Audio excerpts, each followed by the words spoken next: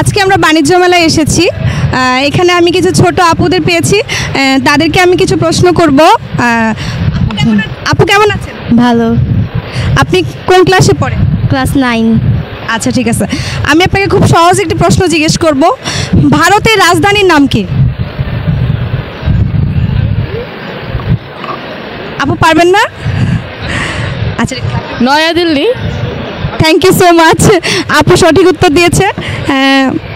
আপনি বলেন তো জাপানের রাজধানীর নাম?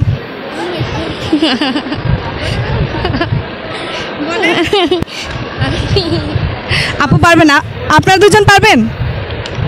আচ্ছা ঠিক আছে, আমি আরেকটা প্রশ্ন করতেছি। সৌরজগতের সবচেয়ে বড় গ্রহের নাম কি? যেহেতু আপনারা পড়াশোনা করেন, সো এগুলো আপনাদের জানা তো উচিত, তাই না? পেটে আছে, মুখে নাই। থেকে বাইর করার চেষ্টা করেন। আচ্ছা, পাকিস্তানের রাজধানীর নাম কি? এইটাও পেটে আছে, মুখে নাই। এটা কিন্তু খুব কমন